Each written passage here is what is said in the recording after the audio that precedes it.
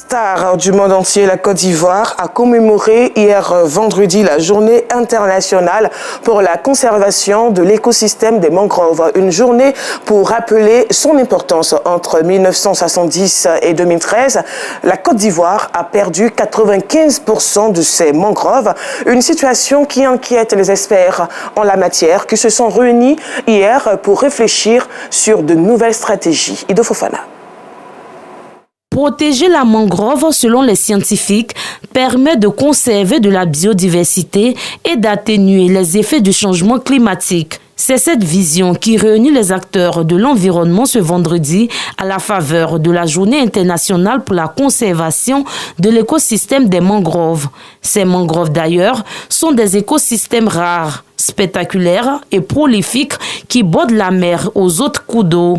On a toujours mis l'environnement, la lutte contre le réchauffement climatique au centre de nos actions.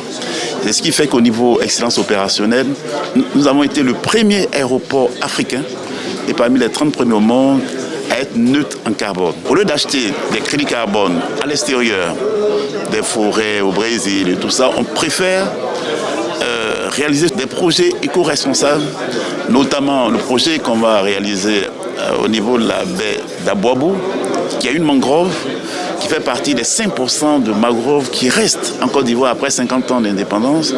Selon le directeur général de l'aéroport international Félix Houphouët-Boigny d'Abidjan, Aéria, la Côte d'Ivoire a perdu en moins de 50 ans 95% de cette végétation. Cette mangrove qui, de façon cumulée, pouvait atteindre 500 km dans les années 70, a régressé en 2013 à une trentaine de kilomètres. Les gens ne savent pas que c'est important. Et d'autant plus que tout ce qui est bois, qui sont des bois très solides, que les gens utilisent dans la construction et tout ça, on ne sait pas. On peut les utiliser, mais il faut replanter. C'est tout bête, hein? Il faut replanter, faire en sorte que là où ça existait, il faut, si on les détruit, on les replante.